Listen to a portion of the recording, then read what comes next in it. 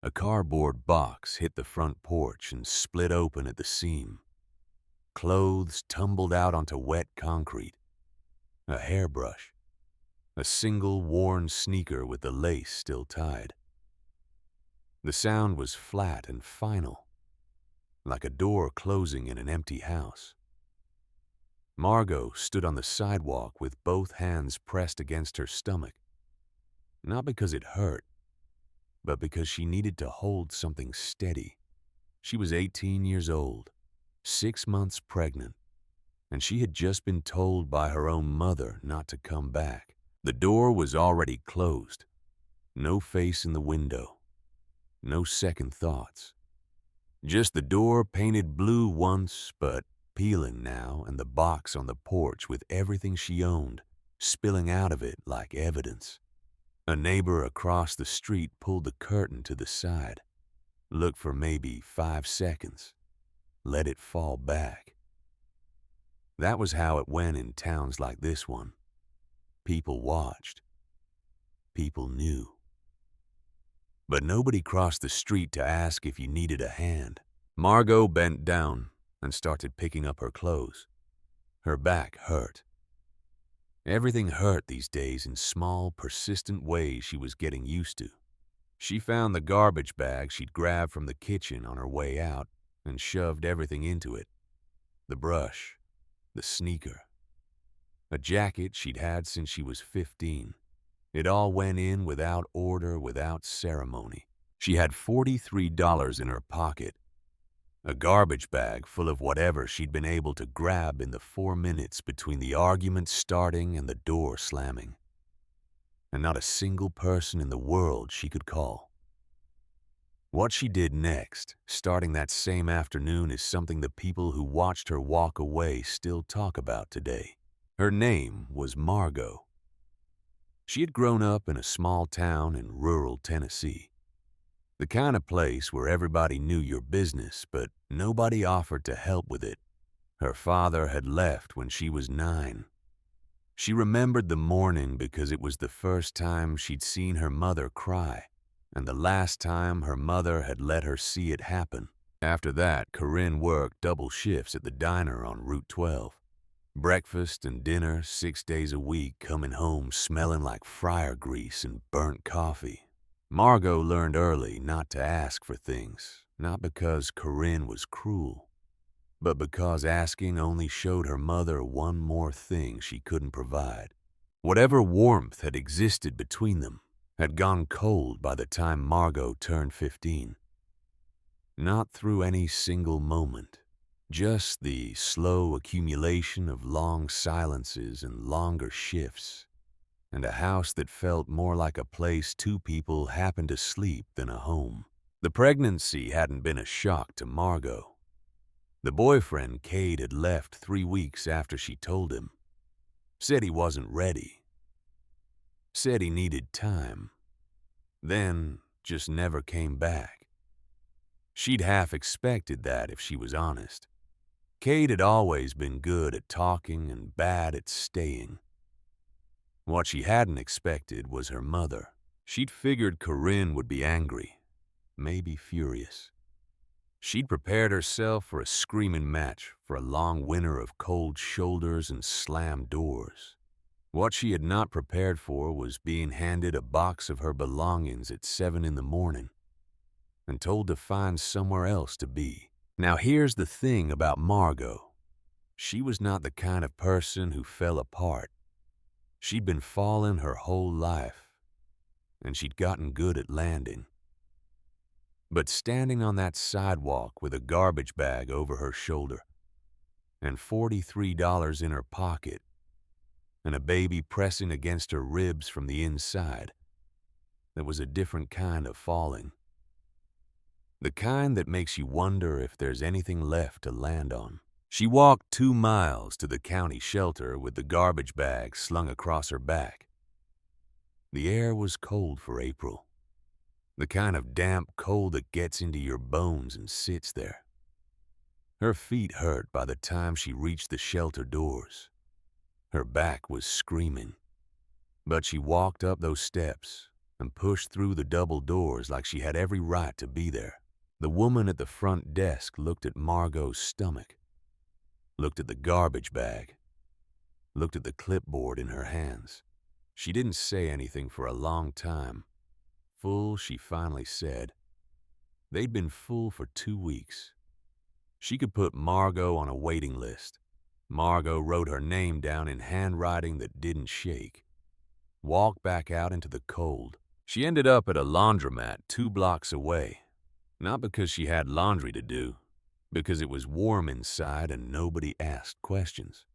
There was a row of plastic chairs along the wall, where a person could sit without being told to leave. She sat there for 4 hours with the garbage bag between her feet, watching the dryer spin. The heat from the machines made the air thick and close. Someone was washing work uniforms. Someone else had a load of towels that smelled like chlorine. The cycles turned over and over. Wash, rinse, spin, dry. Margot sat very still and tried to think. She had $43, no job, no car, no reference, no credit history, no one to call, nowhere to sleep that night.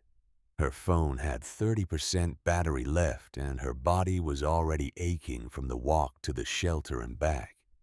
That's when she saw the flyer. It was tacked to a corkboard near the door.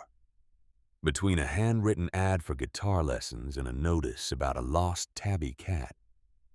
A small square of notebook paper, with edges soft from age and handwriting cramped and faded, like someone had written it years ago and forgotten to take it down. Cabin for sale. Asking price $5. As is, cash only. Small property included. Call Elwood. Margot stared at it. $5. She had 43. She pulled the flyer off the corkboard. The thumbtack clattered to the floor, but she didn't pick it up. She dialed the number with hands that had started shaking somewhere between the laundromat and this moment. Elwood picked up on the second ring. An old man's voice, gravel and patience. She asked about the cabin. He went quiet for a second like he was deciding whether to tell the truth or spare her feelings. It's in rough shape, he said. I'm not going to lie to you about that. She asked how rough. He thought about it. The kind of rough where most people take one look and drive away. Margot asked if she could come see it. He gave her the address. She had no car. She walked 3 miles along the edge of a county road following the directions on her phone, while the battery ticked down from 30% to 22. 2. The pavement turned to gravel. The gravel turned to a dirt track that wound through a stand of cedar trees so thick the light barely reached the ground. And then she stopped. The structure was maybe 20 feet by 14, built from timber that had gone gray and soft at the edges. The roof on the left side had buckled inward where a tree branch had fallen through it. At some point, maybe years ago, maybe decades. 2 of the 3 windows were empty frames, their glass long gone. The front door hung crooked on one hinge, resting open at an angle that spoke of surrender. 2 of the porch boards had given way and left gaps in the deck like missing teeth. Rough was one word for it. Elwood was standing by a pickup truck in the dirt clearing. He was 74 years old, lean in the way men get when they've worked their whole lives and stopped eating much after their wives die. He watched Margot walk up the track. His eyes went to her stomach, then back to her face. He didn't say a word. Margot walked the whole perimeter of the structure. She stepped over the broken porch boards, carefully testing her weight on each one before committing. She pushed the crooked door open with her shoulder and stood inside. The floor was solid. She tested it in 3 spots, shifting her weight, listening for the creak of rot. Nothing. The boards were old, but they held. The walls were standing. The frame looked like it was bearing weight the way it was supposed to. The roof damage was bad, concentrated in that one corner where the branch had punched through. But it was confined. Not the whole span, just that section. She came back outside. Elwood was leaning against the truck with his arms crossed, waiting. "I'll take it," Margot said. Elwood reached into his shirt pocket and pulled out a folded piece of paper. "Already drew up the transfer," he said. "Just needed someone to say yes."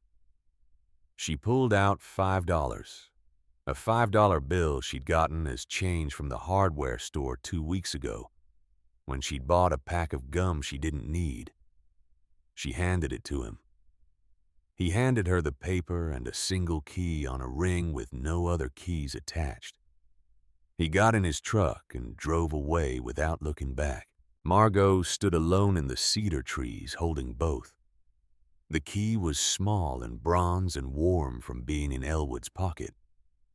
The paper was a deed with her name on it, handwritten in blue ink. She owned this place now. For $5. That first night she slept on the floor with her garbage bag as a pillow. No sleeping bag. No blanket. No light after dark except what came from the moon through the empty window frames. She'd found a candle stub at the bottom of the garbage bag. She didn't remember packing it. But there it was, half an inch of wax on a piece of cardboard. She burned it down to nothing while she sat against the wall and looked around at what she'd bought. When the candle went out, she piled every piece of clothing she owned over herself and lay still on the floor. The wind came through the 2 empty window frames all night. It wasn't a howl, just a steady, cold pressure that moved through the space like water. She stuffed the openings with plastic bags from the garbage bag and held them in place with rocks she found on the floor. It wasn't a solution, but it got her through to morning. She woke up stiff and sore and already thinking. Margot had no construction experience. She had never held a hammer in a serious way. What she had was a phone with 22% battery and a mind that did not stop when she needed it not to. She spent the first morning walking the property, slowly making lists in her head. The roof corner was the biggest problem. Rain would come through it. Cold already was. Everything else could wait. That needed to be addressed first. She walked 40 minutes to the nearest town and found a dollar store and a hardware store on the same strip. She had $38 left after buying the cabin. She was careful with every cent. She bought contractor trash bags, 2 rolls of duct tape, a box of galvanized nails, a second-hand hammer from a bin outside the hardware store for $2, a pair of work gloves that were too big but better than nothing. She carried it all back in her arms. She spent the afternoon on the roof. Getting up there was the hardest part. There was no ladder. What she found was a stack of old wooden pallets leaning against the back of the property, half buried in weeds. She dragged them over one at a time and tested each one before trusting it with her weight. Twice her foot went through rotted wood, and she caught herself on the frame. Her balance was off in ways she hadn't adjusted to yet. The baby was shifting her center of gravity daily, but she got up there. 3 overlapping layers of contractor bags, duct taped at every seam. It wouldn't last a winter. but it would last long enough for her to figure out what came next. Over the following days, she worked on the windows. She stretched plastic across the empty frames and taped the edges tight with duct tape that squealed as she pulled it. Then she found a roll of clear vinyl at a second-hand shop for $1 and added a second layer over each one. It wasn't glass, but it kept the wind out. In the back room, she found a small cast-iron wood stove, black caked with rust still connected to a flue pipe that ran up through the roof. She spent 2 days clearing the pipe, testing it carefully, with small fires watching the smoke to make sure it drew properly and didn't back up into the room. The first fire she managed inside that stove was one of the best moments of her life to that point. She sat in front of it on the bare floor with her hands out, shaking, and started crying. Not from sadness, from relief. Just plain relief, which she hadn't felt in weeks. She ate one real meal a day and stretched everything else. Rice, peanut butter, crackers. She carried water from a gas station spigot half a mile away in a 2-liter bottle until she discovered the property had a hand pump well at the back edge of the lot.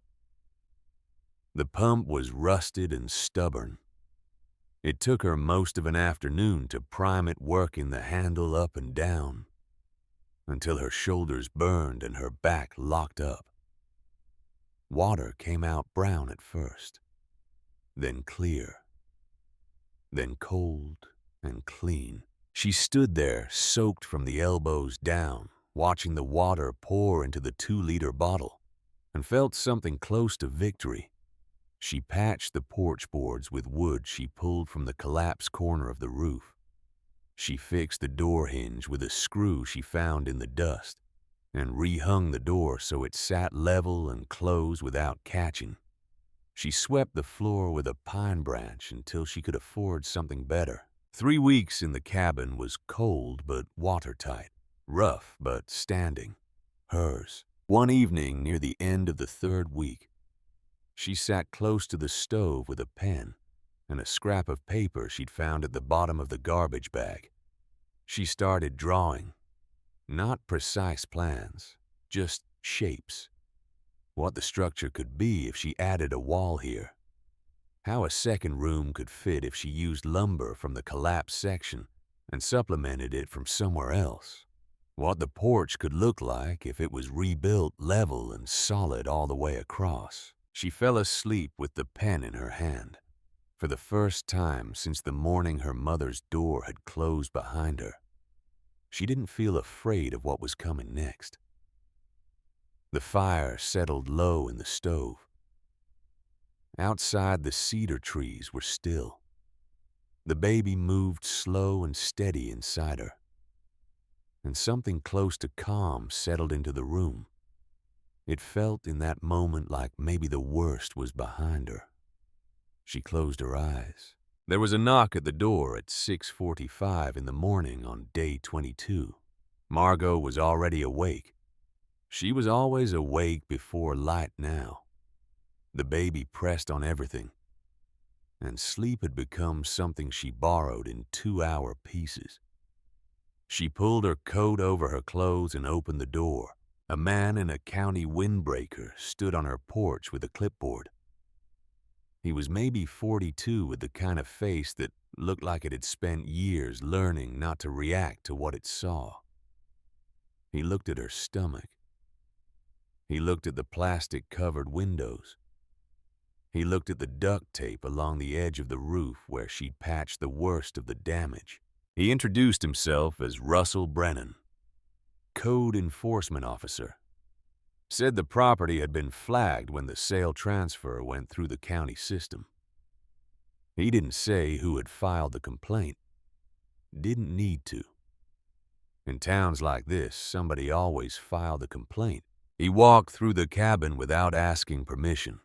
Margot stood in the doorway and watched him move through every room she'd worked so hard to make livable. He wrote for a long time on his clipboard. When he came back outside, he stood on the porch and itemized what he'd found.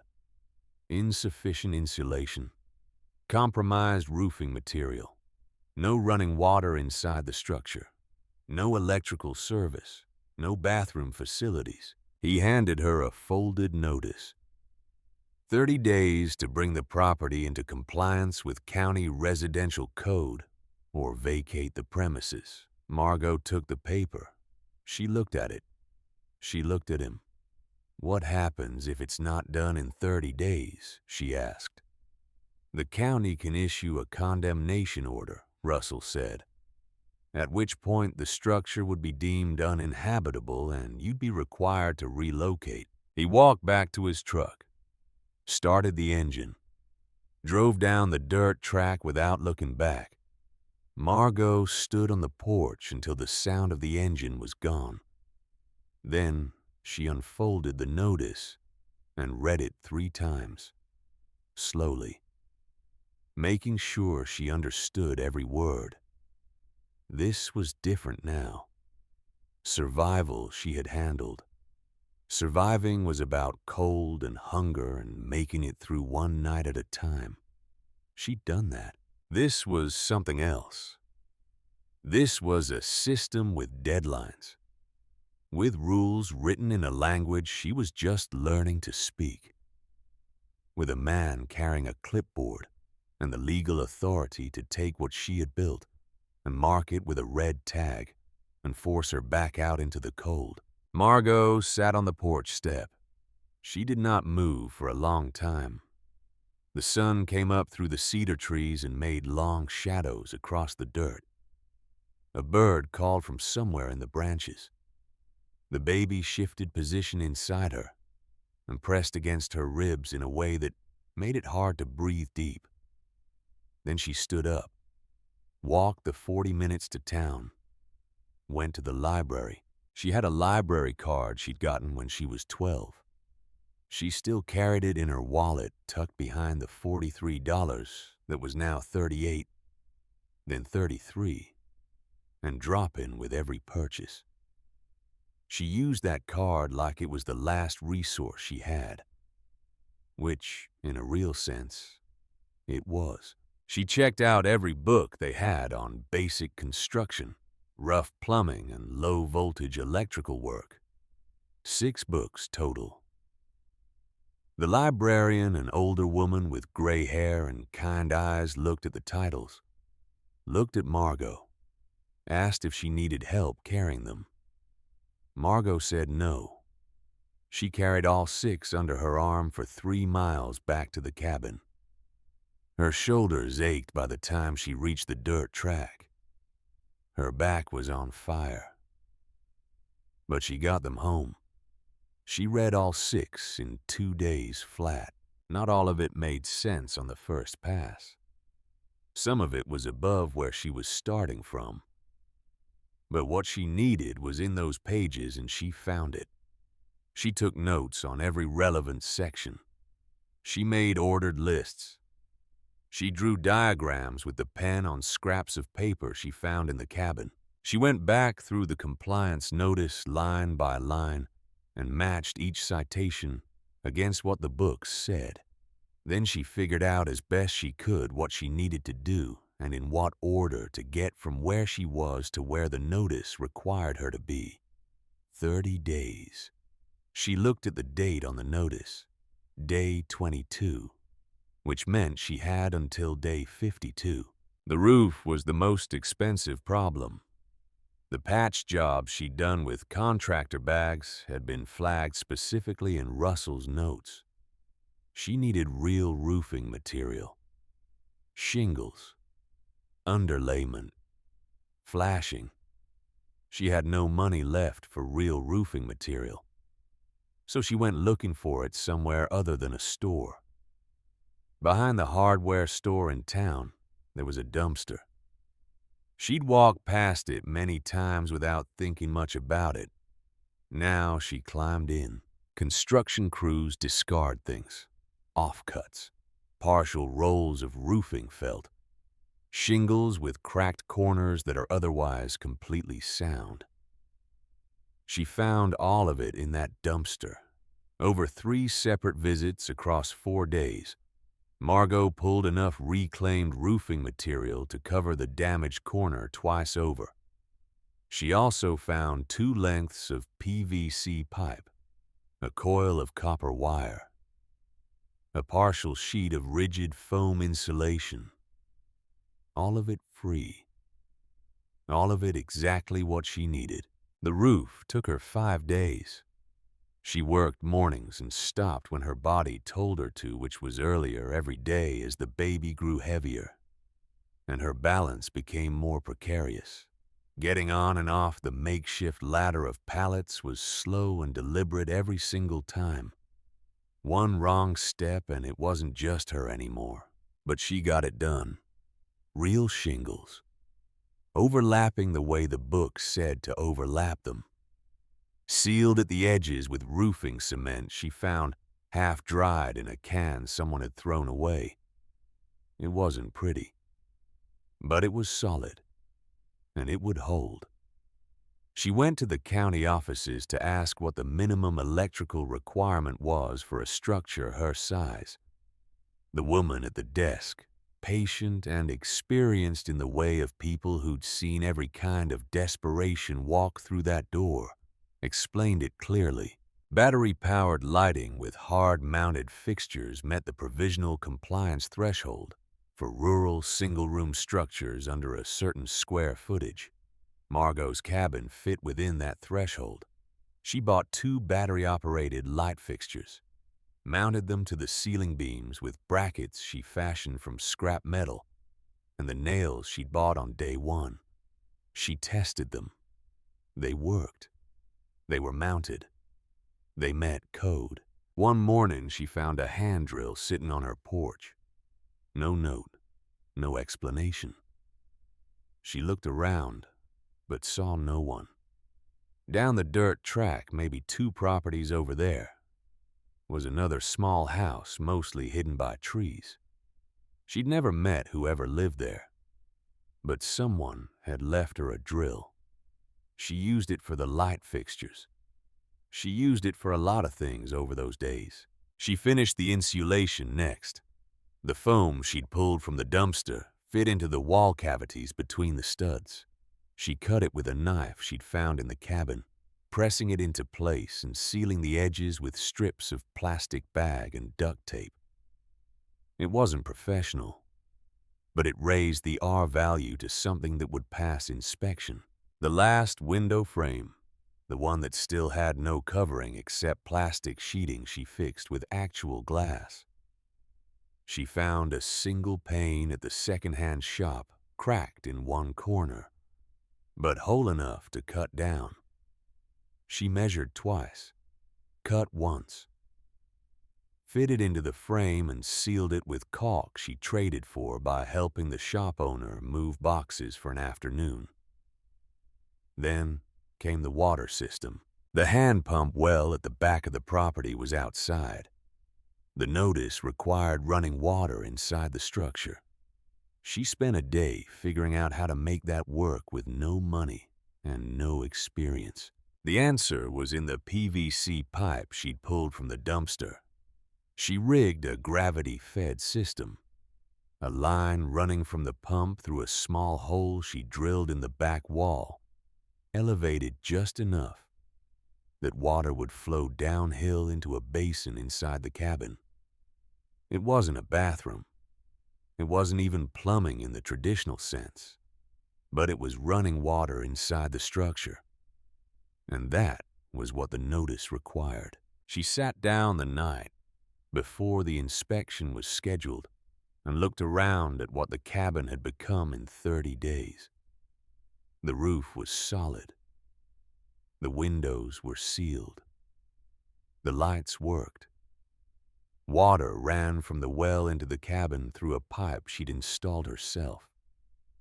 The insulation met code. The structure was sound. She had done all of it.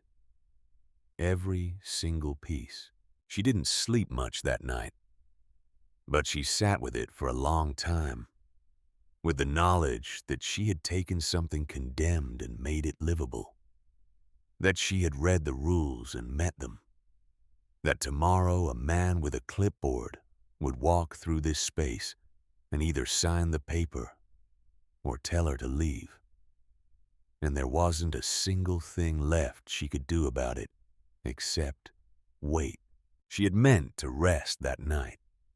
She'd been working since before dawn, and her whole body had reached its limit. But rest was something she borrowed now, not something she owned.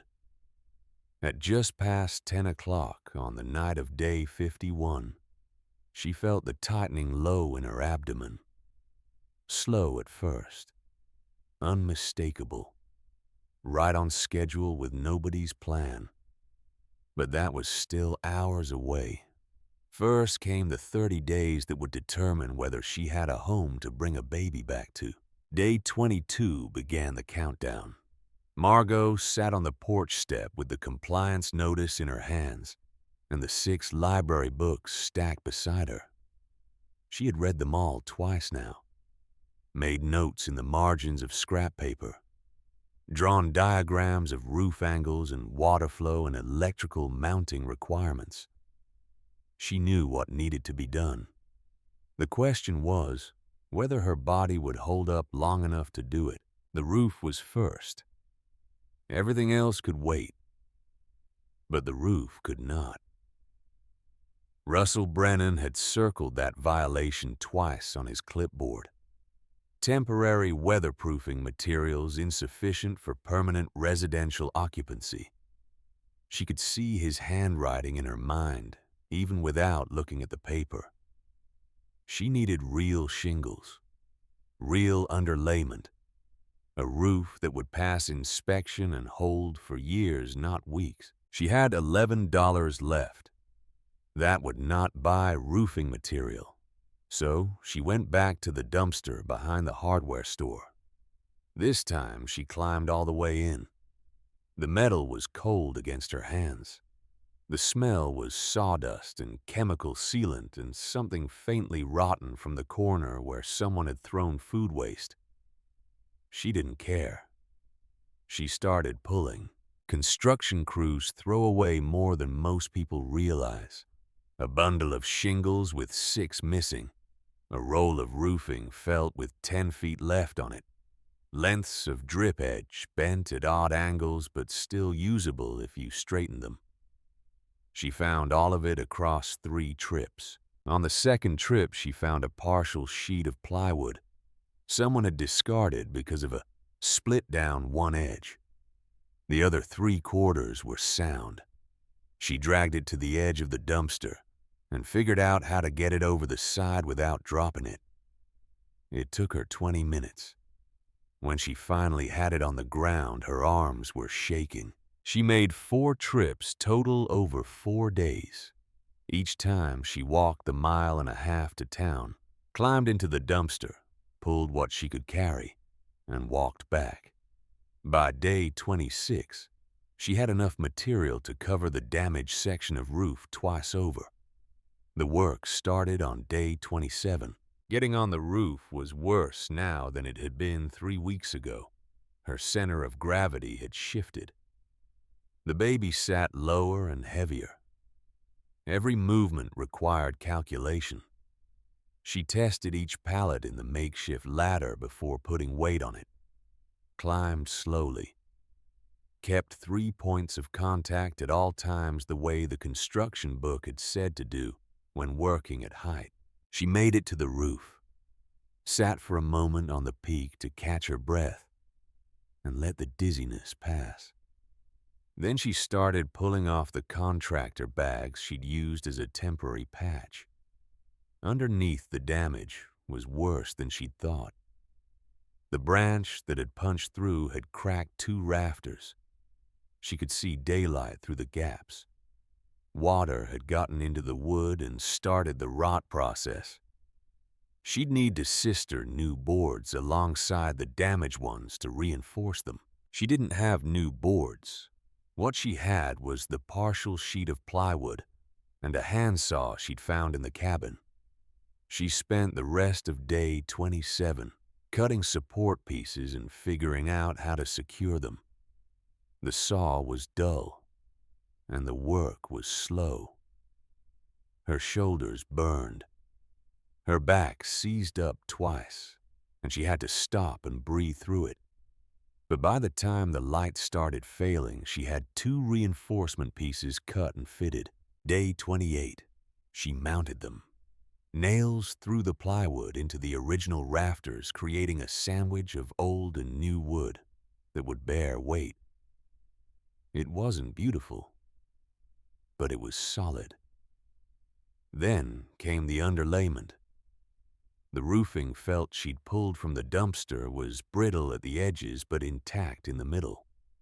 She rolled it out across the damaged section, overlapping the edges the way the book had shown, securing it with roofing nails every 6 inches. The shingles went on last, 1 row at a time, starting at the bottom edge and working up.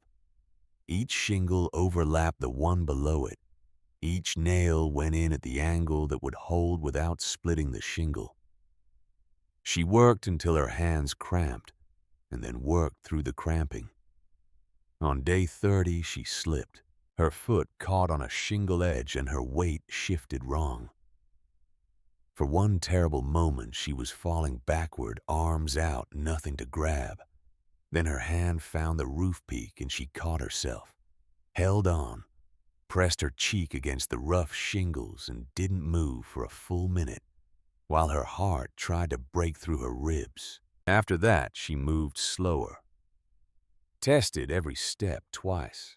The baby was shifting inside her in ways that felt like protest, like a reminder that it wasn't just her up there. By day 32, the roof was done. Real shingles covering the damaged section, edges sealed. Flashing installed around the chimney pipe. She climbed down the pallet ladder one last time and stood in the dirt looking up at her work. It didn't match the rest of the roof. The shingles were different colors, salvaged from different bundles, creating a patchwork that announced itself. But it was weatherproof. It was code compliant. It would hold. She allowed herself one moment of satisfaction. Then she went inside and looked at the next item on the list. Electrical. The county requirement was clear. Battery-powered lighting fixtures hard-mounted to structural elements with accessible on-off mechanisms. She had the fixtures. She'd bought them on day 24 with money she'd made helping the second-hand shop owner move furniture for 3 hours. What she needed now was the drill she'd found on her porch, and the knowledge of how to mount something to a ceiling without bringing the ceiling down. She spent day 33 reading the electrical section of the construction manual again. Took notes on load-bearing versus non-load-bearing beams. Figured out which ceiling joists would hold the weight of the fixtures and which were purely cosmetic. Day 34, she drilled the first mounting holes. The drill was old and the battery was weak, but it worked. She marked the spots carefully, measured twice, drilled once. The bit went through the wood and came out clean on the other side. The first fixture went up crooked. She could see it the moment she stepped back. 3 degrees off level, maybe more. She took it down, filled the holes with wood filler she made from sawdust and glue, let it dry, drilled again. The second attempt was level. She mounted the bracket, attached the fixture, flipped the switch. Light filled the corner of the room in a way that made everything look different, less like a ruin, more like a place someone could live. She stood there for a long time just looking at it. Then she mounted the second fixture in the back room. By day 36, both lights were up and working. She tested the switches 20 times. On, off, on, off. The mechanisms were solid. The fixtures were secure, code compliant. 2 items done, 3 to go. The water system was next, and it was the one that scared her most. Not because of the complexity, because of what failure would mean. No running water inside the structure meant no compliance. No compliance meant condemnation. And she was running out of days. She had the PVC pipe from the dumpster, 2 lengths each, about 8 feet long.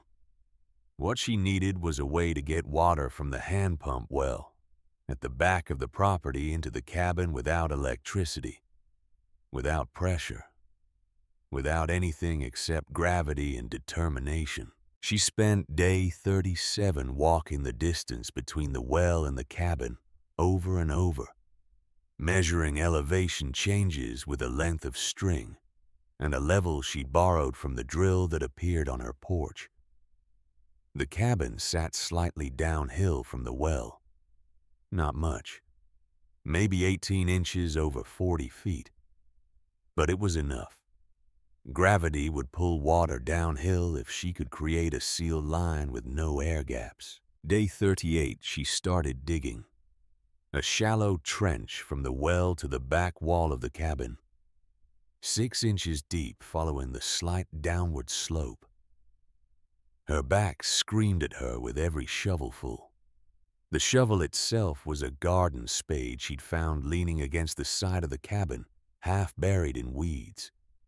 She dug until her hands blistered. Then she dug through the blisters.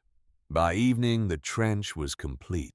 Day 39, she laid the pipe, connected the 2 lengths with a coupling she fashioned from a tin can and waterproof tape. Not professional, but sealed. She buried the pipe, leaving just the ends exposed. One at the well, one at the back wall of the cabin. Day 40, she drilled through the wall. The bit shrieked as it went through the old timber. Sawdust poured out in a stream that smelled like cedar and thyme. When the bit broke through to the inside, she stopped and cleared the hole, fed the pipe through, sealed around it with caulk. Inside the cabin, she mounted a basin, just a plastic tub she'd found at the dollar store for $2, but it sat under the pipe end and would catch water. She ran a test. At the well, she primed the pump, worked the handle until water started flowing, clear and cold. She let it run into the pipe opening, walked back to the cabin, watched the basin. Nothing happened for 30 seconds. Then a sputter. Then a thin stream of water coming out of the pipe end and falling into the basin with a sound like applause.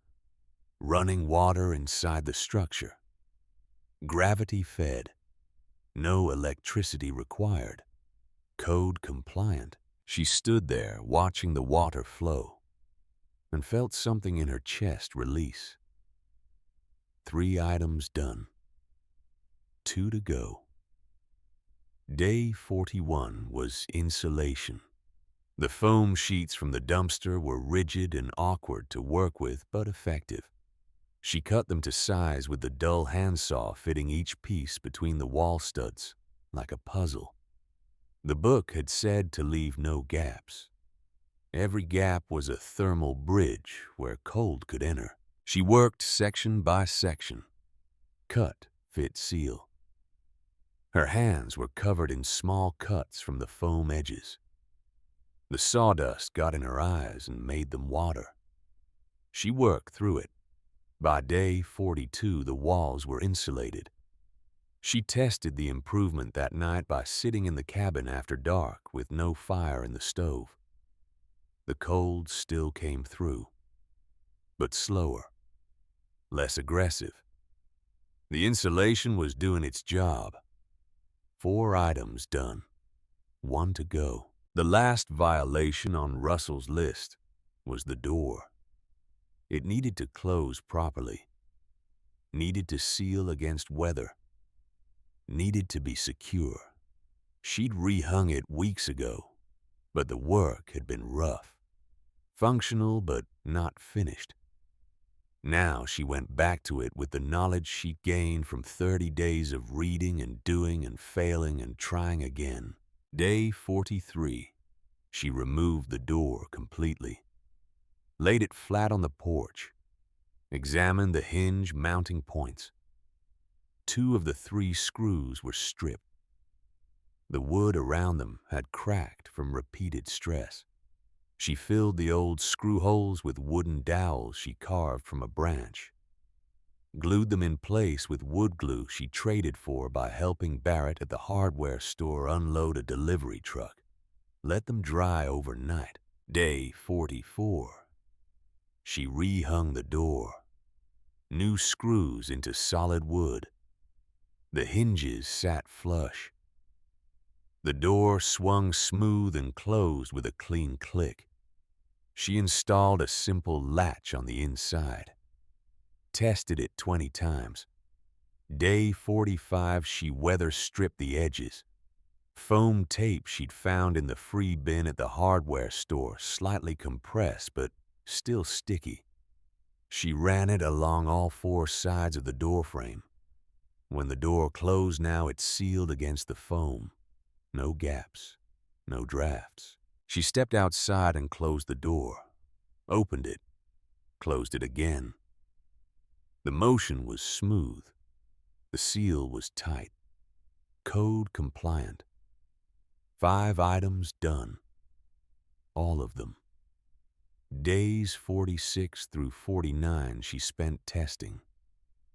Turned the lights on and off. Ran water from the pump through the pipe into the basin. Checked the roof for leaks during a rainstorm on day 47. Examined every inch of insulation for gaps. Operated the door until the motion became automatic. Everything worked. Everything held. Day 50, she walked to town one last time. Returned the library books. The same librarian was at the desk. She looked at Margot at the stack of construction manuals at the belly that had grown noticeably larger since the last visit. Did they help, the librarian asked. Yes, Margot said. They helped. She walked back to the cabin, sat on the porch step, looked at the structure she had rebuilt from the inside out. The roof that no longer leaked. The windows that no longer let wind through. The door that closed properly. The lights that worked. The water that flowed.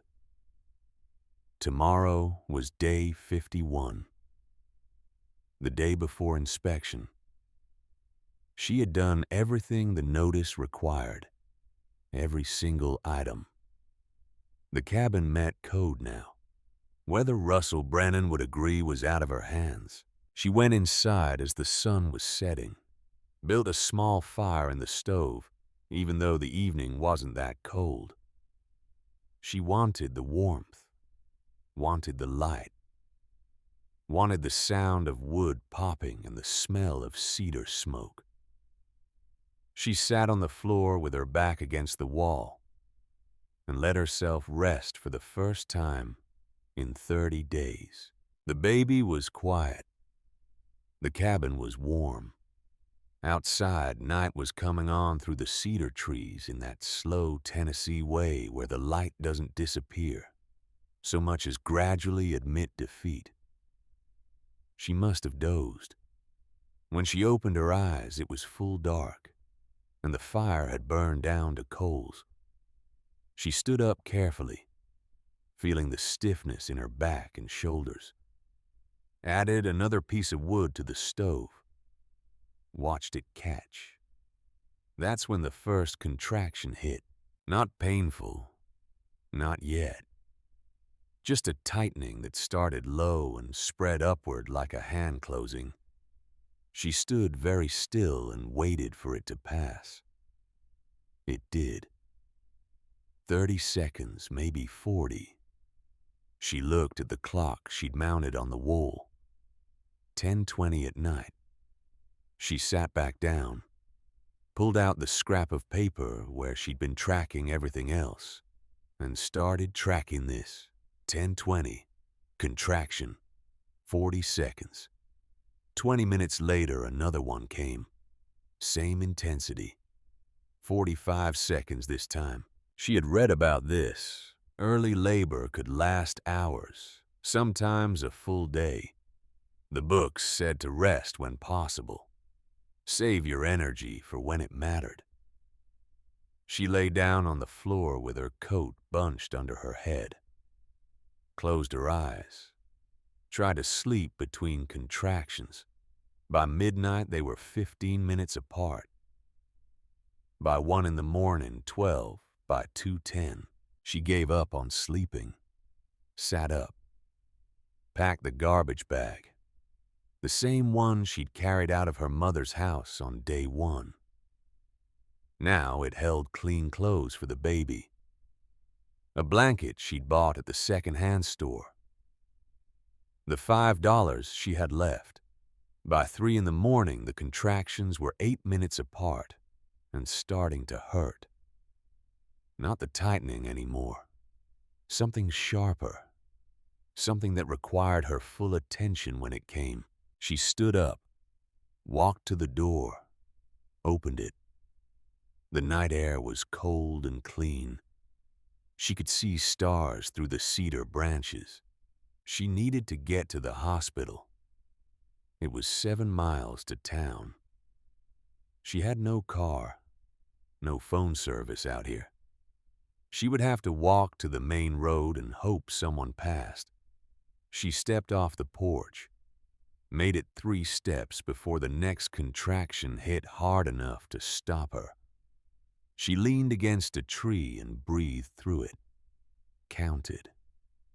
60 seconds this time. When it passed, she started walking again. Made it to the end of the dirt track where it met the county road. Stood there in the dark with the garbage bag over her shoulder, trying to decide which direction had better odds. That's when she saw the headlights. A truck coming down the county road from the direction of town.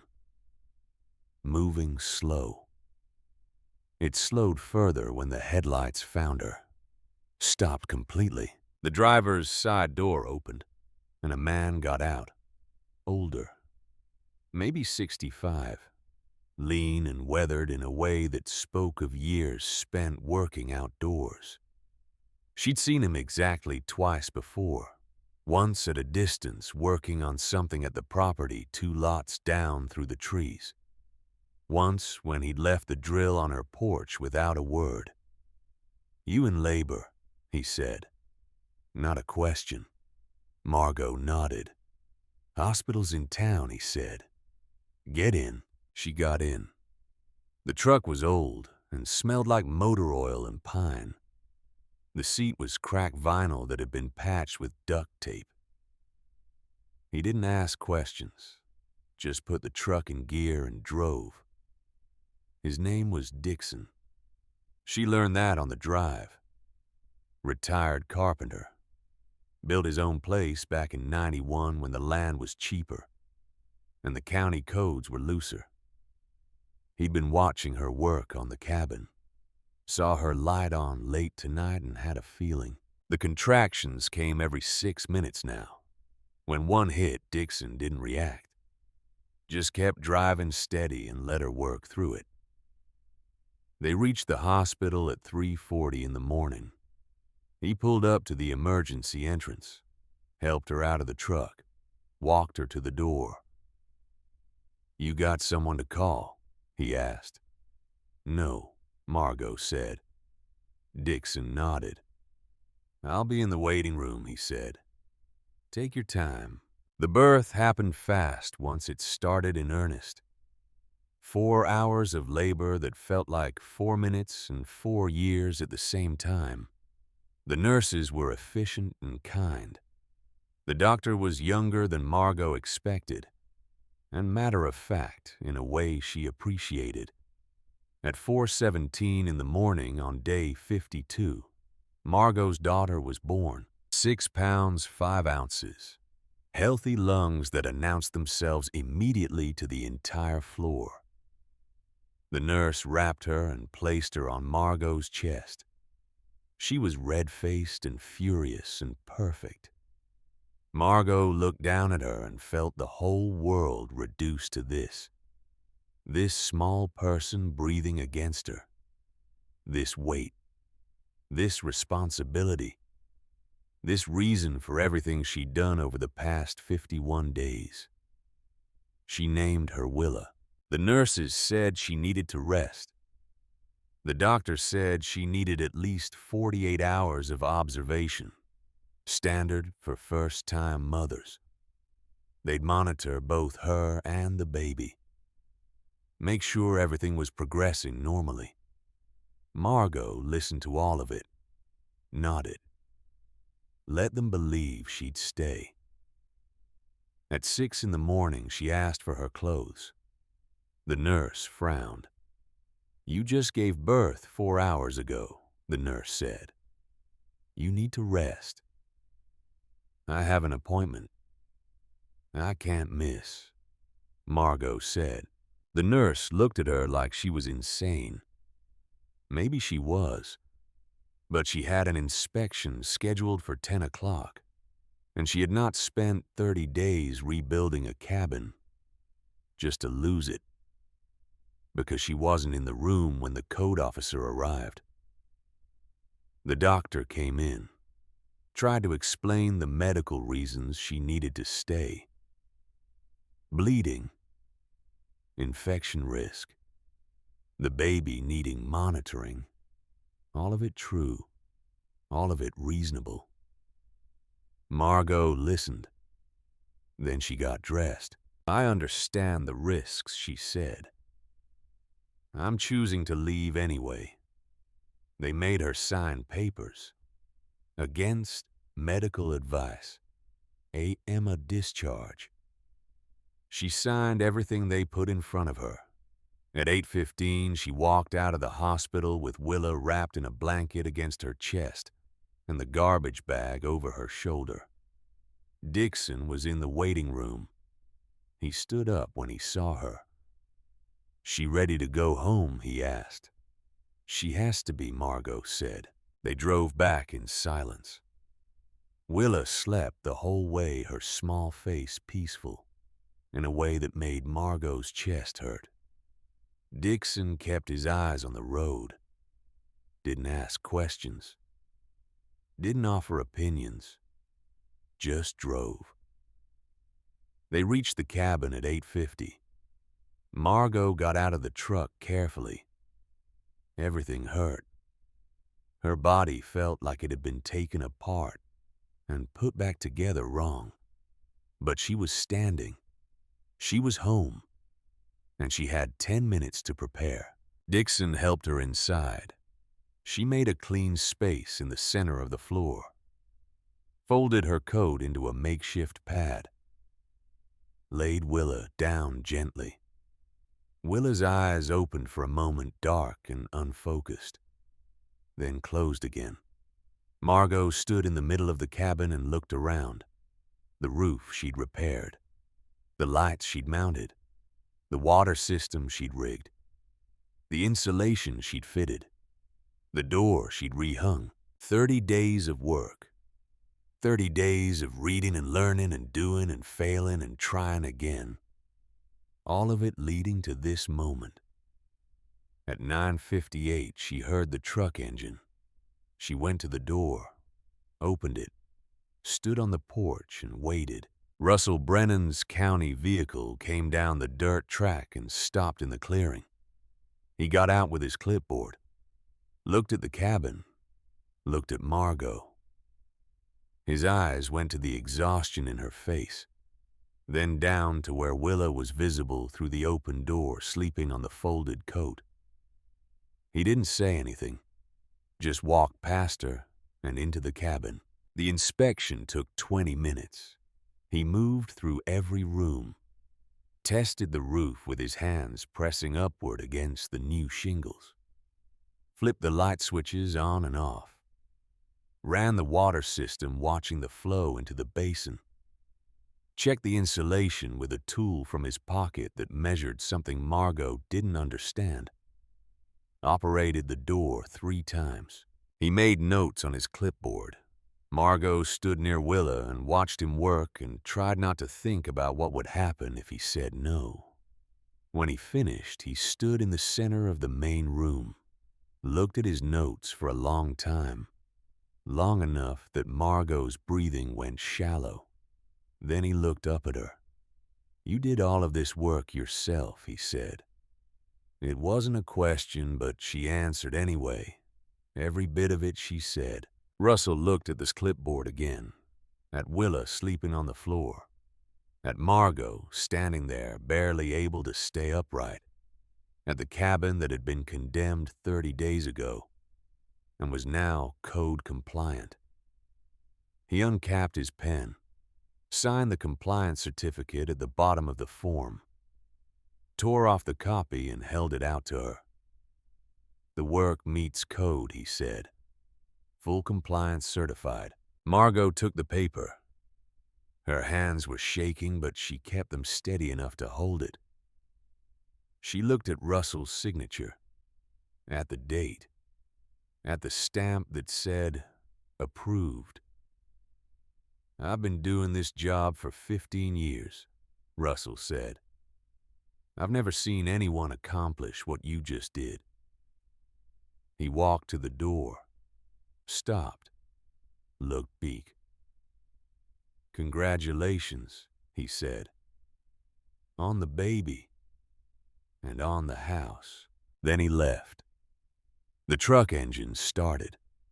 The sound faded down the dirt track, and Margot was alone with Willa and a signed compliance certificate that said she had a home. She sat down on the floor next to her daughter, held the certificate in one hand and put the other on Willa's small chest, feeling the rise and fall of breath. Outside, rain started, the quiet Tennessee kind. Rolling through the cedar trees and tapping against the roof, she had repaired herself. The roof that held. Every drop that fell stayed outside. She pressed her forehead gently against the top of Willa's head and closed her eyes. The fire in the stove was burning low. The cabin was warm. And for the first time in 52 days, Margot let herself believe they were going to be okay. The first weeks with Willa were harder than rebuilding the cabin had been. At least with construction, Margot could read a book and learn the answer. There was no book that explained why a 6-pound infant could cry for 2 hours straight, or why she would only sleep if Margot was standing and moving. But Margot figured it out the same way she'd figured out everything else. One problem at a time. One night at a time. When Willa cried, Margot walked. When Willa slept, Margot worked. 3 weeks after the inspection, she started on the East Side addition. She'd sketched that first night when she'd fallen asleep with the pen in her hand. Just a small room, 8 by 10. But it would give Willa her own space as she grew. She worked in shifts now. 20 minutes while Willa napped in the basket Dixon had brought by one morning without being asked. 30 minutes in the early morning before Willa woke, demanding to be fed. An hour in the evening after she finally went down. The framing went up slowly. Dixon stopped by once a week, always bringing coffee, always with an opinion about load-bearing walls that Margot had learned to listen to carefully. He didn't help with the work, just sat on the porch and pointed out when a corner wasn't square, or when she was about to make a mistake that would cost her later. By the time Willa was 3 months old, the addition had walls and a roof. By 6 months, it had a door that closed and a window that let in light from the east. Margot painted the walls with paint she'd traded for by helping Barrett at the hardware store reorganize his stockroom. The first night Willa slept in the new room, Margot stood in the doorway and looked at the space she'd created. A crib Dixon had found at an estate sale. A small dresser from the second-hand shop. Walls that didn't leak and a floor that didn't creak. A room that existed because Margot had decided it should, and then made it so. When Willa turned one, Margot started on the bathroom, not the temporary setup she'd rigged for the inspection. A real bathroom, with a composting toilet she built from plans she found in a book about off-grid living, with the gravity-fed water system upgraded to include a sink and a way to heat water using coils that ran behind the wood stove. It took her 4 months.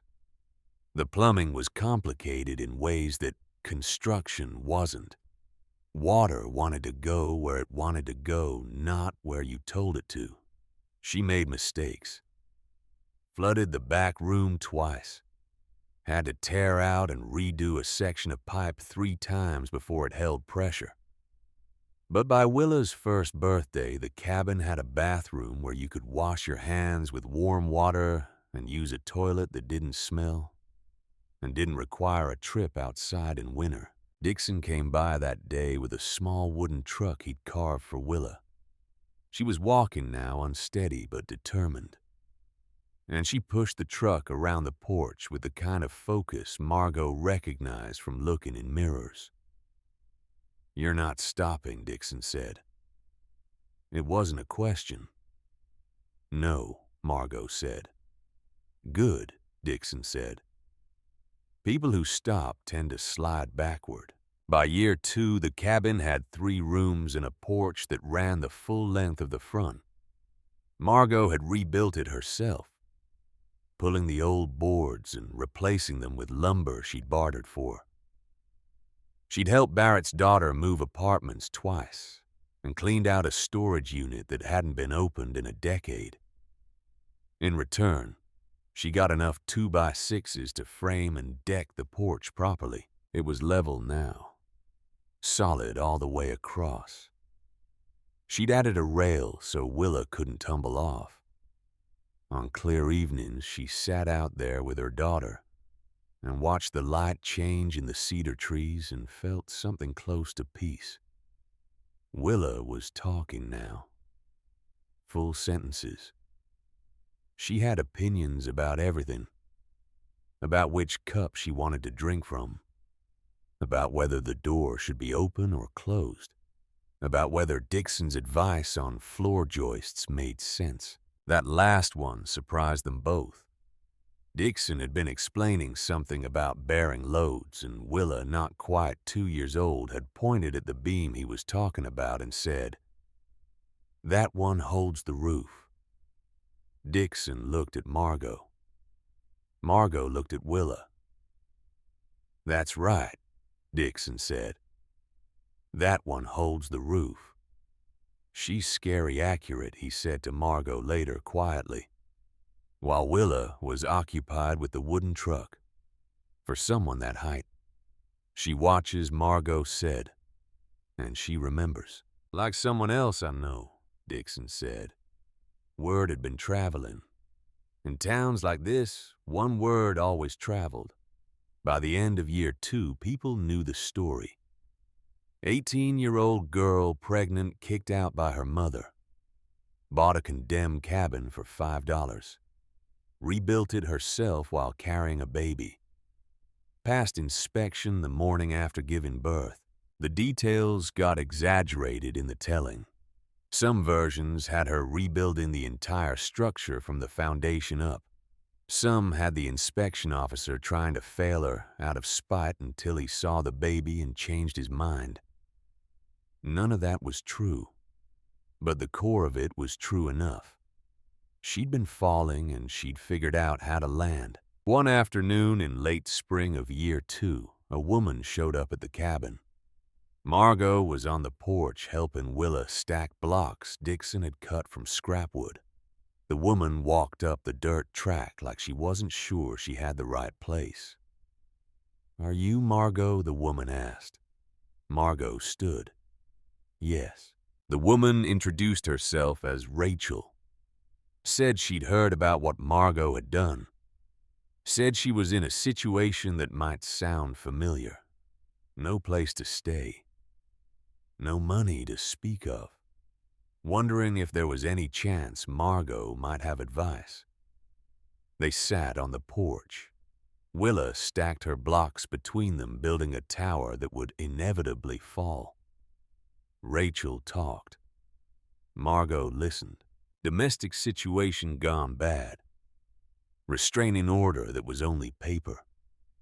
A system that moved slowly when you needed it to move fast. Rachel had found a small camper someone was selling for almost nothing. Barely functional. But it was a roof. She was trying to figure out if she could make it work.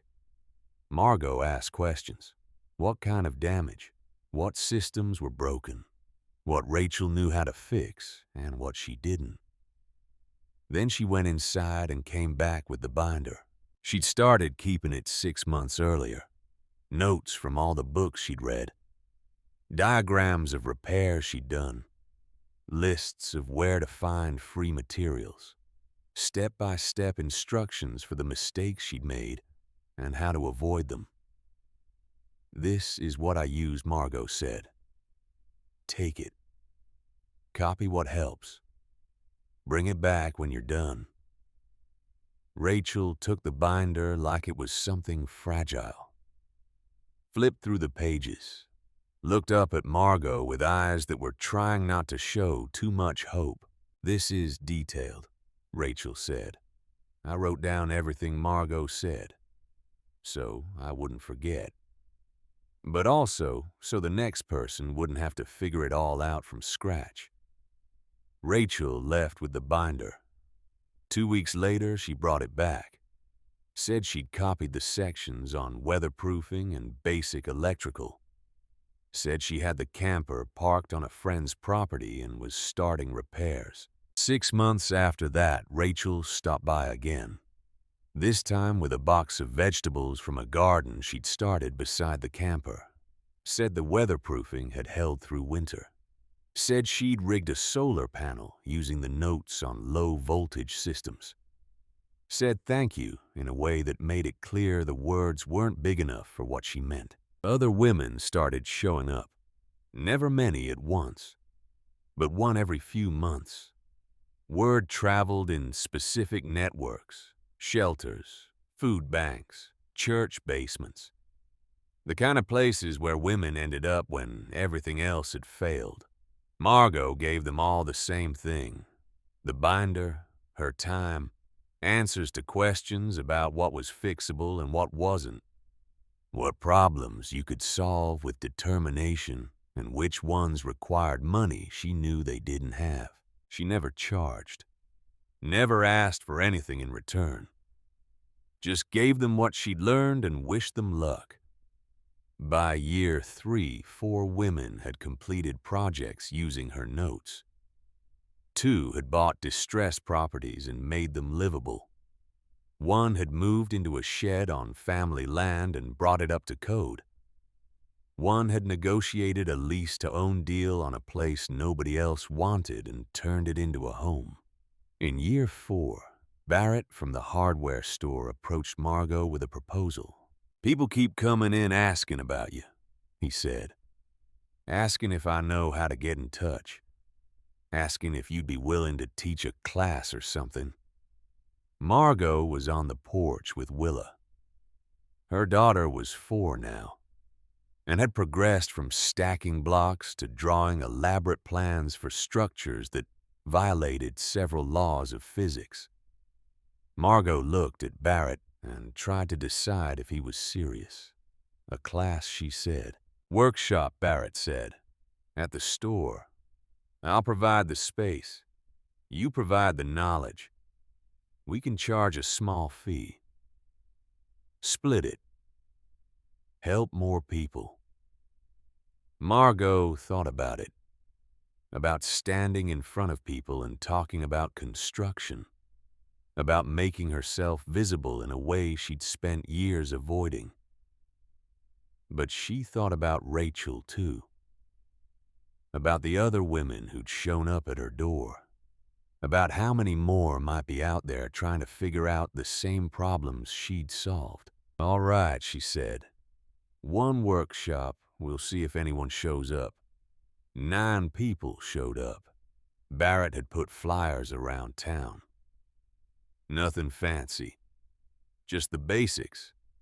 Learn basic construction and repair. Presenter rebuilt condemned property while pregnant. No experience necessary. Margot showed up 15 minutes early with the binder and a stomach full of doubt. The back room at Barrett's hardware store had folding chairs set up in rows. By the time she was supposed to start, 8 chairs were filled. A 9th person came in late and stood in the back. She looked at them. They looked at her. Nobody said anything for a long moment. Then Margot opened the binder. "I'm not a teacher," she said. "I'm someone who needed to fix a broken building and couldn't afford to hire anyone to do it. So I figured it out. This is what I learned." She talked for 40 minutes. Not about inspiration, not about perseverance or believing in yourself, or any of the things people said when they wanted you to feel good without giving you anything useful. She talked about mechanics, where to get the books, which chapters actually mattered, how to read a structural frame and figure out what was holding the building up and what was just there for show, where to find free materials and what to avoid even if it was free, how to prioritize repairs when you had no money and no time. She showed them the diagrams she'd drawn, explained the mistakes she'd made, the roof section she'd installed backward and had to tear out, the water line that froze because she hadn't buried it deep enough, the door she'd hung 3 times before it swung right. When she finished, nobody moved. Then a hand went up. A man in his 50s with the look of someone who'd been laid off and was trying to figure out what came next. "That thing about the roof," he said. "The overlapping. Could you draw that again?" Margot drew it again. Then someone else asked about the water system. Then someone asked about electrical. An hour passed. Then another. Barrett finally came back and said he needed to close the store. 4 people from that first workshop completed projects within the year. Margot heard about them through Barrett or through women who stopped by the cabin. A garage converted to living space. A barn repaired and made habitable. A mobile home that had been condemned brought back to code. Each one felt like proof of something Margot couldn't quite name. That knowledge shared wasn't knowledge lost. That what she'd figured out alone didn't have to stay alone. She ran 3 more workshops that year. Never charged more than $10. Used the money to buy materials for the cabin. Willa sat in the back of the room during each one, drawing her impossible buildings, while her mother explained real ones. By year 5, the cabin was almost unrecognizable from what Elwood had sold her. 4 rooms. A functional kitchen with a sink that had both hot and cold water.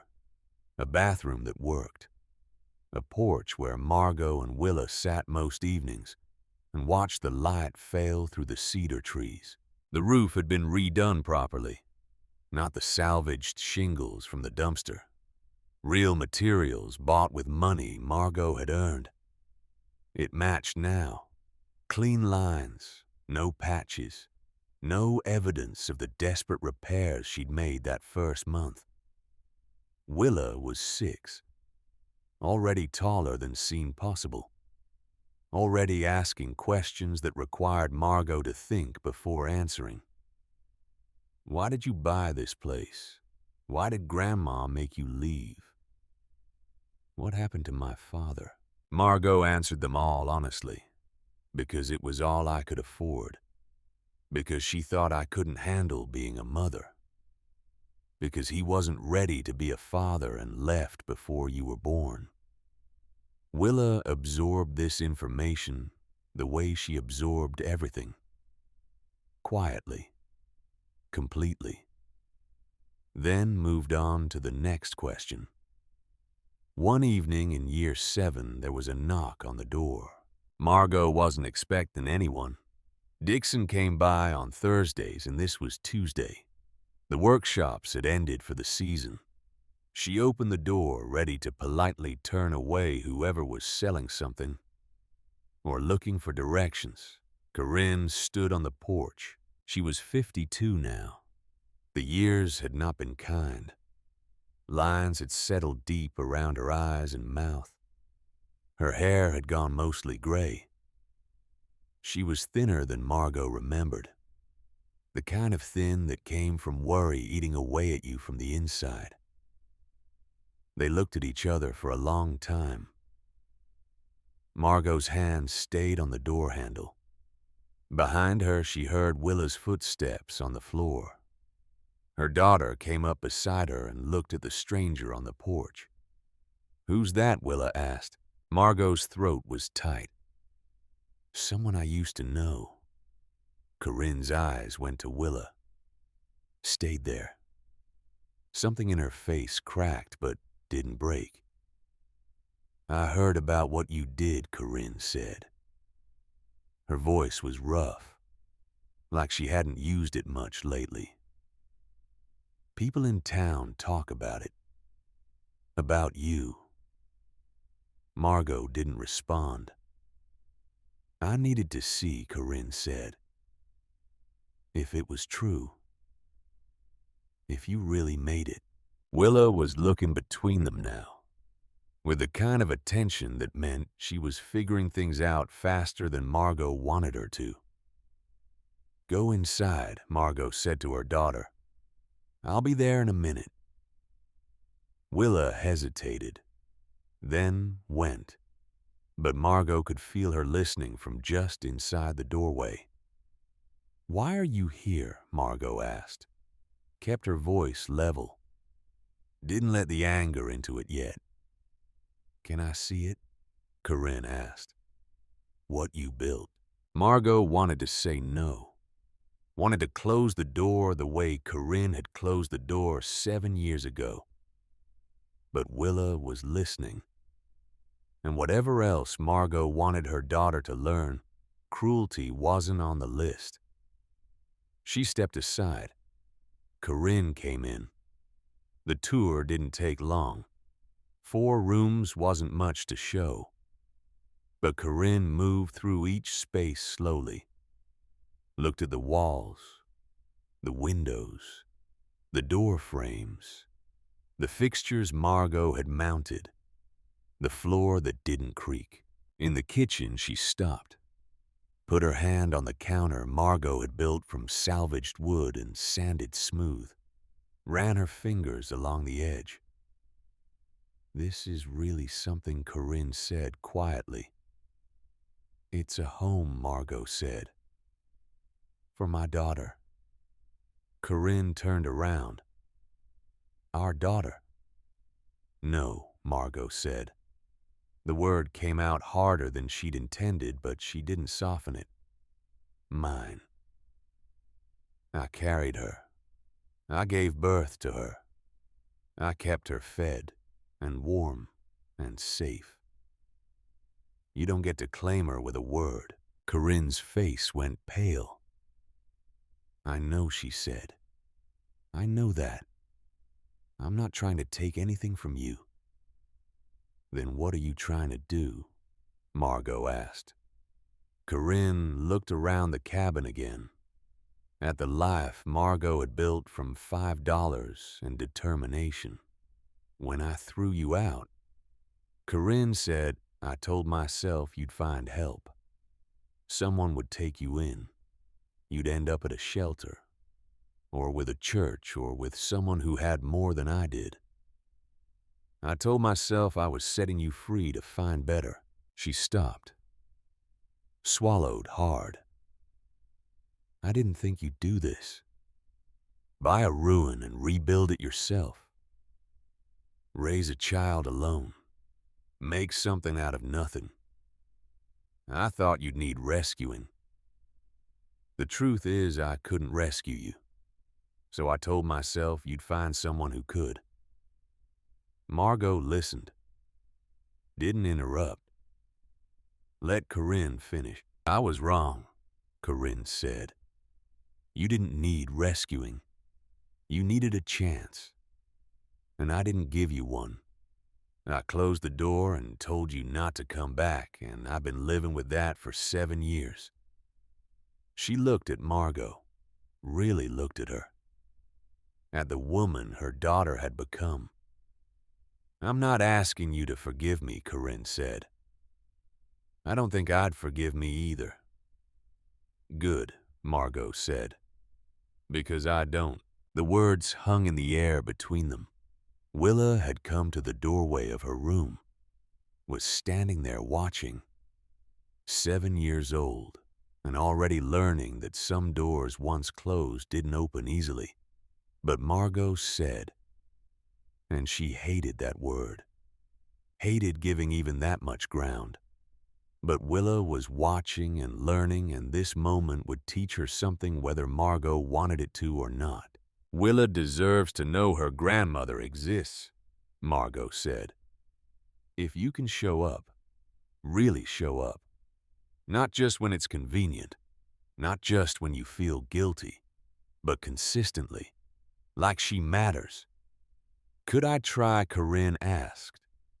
The question was small, uncertain. That's up to you to prove, Margot said. Corinne nodded, looked at Willa in the doorway, tried a smile that didn't quite land, then looked back at Margot. Thank you, she said, for giving me the chance I didn't give you. She left. The truck engine started and faded down the dirt track. Margot stood in the middle of the cabin she'd built and tried to feel something other than exhausted. Willa came over, slipped her hand into Margot's. Was that really Grandma? She asked. Yes, Margot said. Why haven't we seen her before? Because she left when I needed her, and I wasn't ready to let her back in. Are you ready now? Willa asked. Margot thought about it, about the girl she'd been at 18 standing on a sidewalk with $43, about the woman she'd become in the years since, about the difference between being desperate and being strong. I'm strong enough now, Margot said. There's a difference. Willa seemed to accept this. She went back to her room and her drawings. Margot walked out to the porch and sat in the chair Dixon had built for her 2 summers ago. Solid, level, the kind of thing that would last. The sun was setting through the cedar trees, the same trees that had been here when she'd first walked up this dirt track 7 years ago. They hadn't changed, but everything else had. The cabin behind her was solid and warm, and code compliant and paid for, not with a mortgage, with work, with knowledge earned page by page from library books and mistake by mistake on this exact roof and these exact walls. Willa had a home, a real one, with heat and water and a mother who hadn't given up when giving up would have been easier. And now Corinne had a chance. Not forgiveness, not yet. Maybe not ever. But a chance to show up for the granddaughter she'd never met. To be present for something instead of absent from everything. Whether she took it or wasted it was up to her. Dixon's truck came up the track. Same time as always. Thursday evening. He got out with 2 cups of coffee and sat in the chair next to Margot's without asking. Your mother came by, he said. Saw her truck leaving. She did, Margot said. How'd that go? Margot took the coffee, sipped it. It was terrible the way Dixon's coffee was always terrible. Too strong and slightly burnt. She drank it anyway. Hard, Margot said. But necessary. Most important things are, Dixon said. They sat in silence for a while. The light failed. The temperature dropped. Inside the cabin, Willa was singing something to herself. A song she'd made up about buildings that could fly. Her voice carried through the window screen. "She's got your stubborn," Dixon said. "She's got a lot of things," Margot said. "Stubbornness is just the most obvious. Make sure she knows how to use it right," Dixon said. "Stubbornness can build things or break them. Depends on where you point it." "I'll tell her," Margot said. "Don't tell her," Dixon said. "Show her. You already have been. Keep doing that." He finished his coffee, stood, started back to his truck, then stopped. "You know what you did was impossible," he said. "Don't you?" "It was necessary," Margot said. "That's different from impossible." "Fair enough," Dixon said. He got in his truck and drove away. Margot sat on the porch until full dark. Then she went inside, helped Willa get ready for bed, read her a story about a family of bears who lived in a tree that was somehow also a house. Willa had questions about the structural integrity of a treehouse that size. Margot did her best to answer them. After Willa was asleep, Margot walked through the cabin one more time.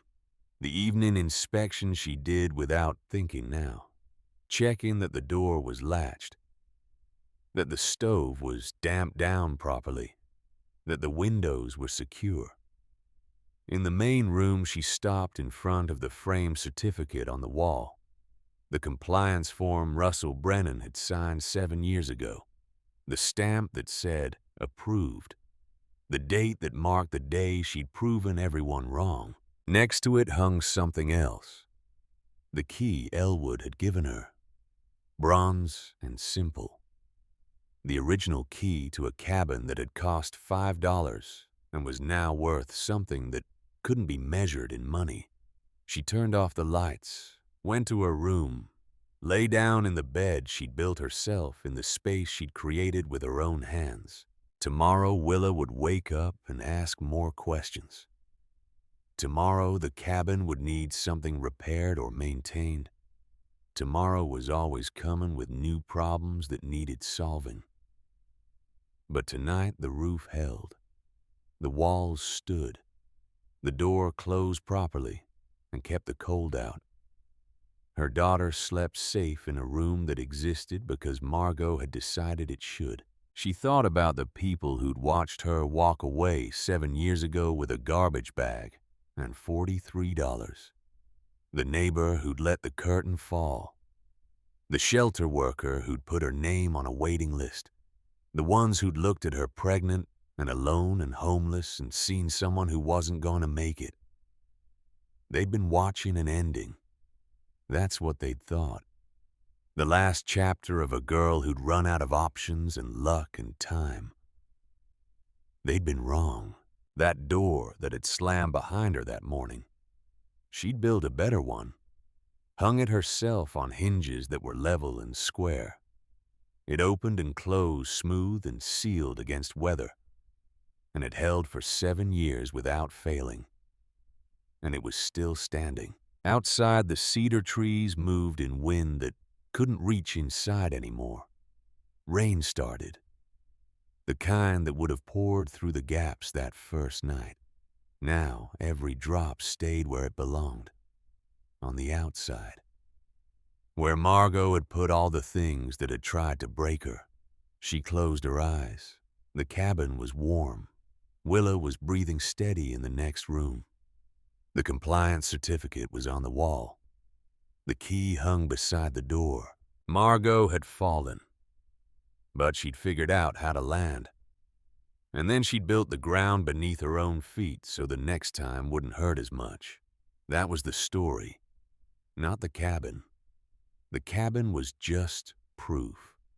Proof that when everything falls away and you're standing there with nothing but yourself and a choice, you can decide to build instead of break. You can take $5 and make it mean something. You can take $43 and stretch it into survival.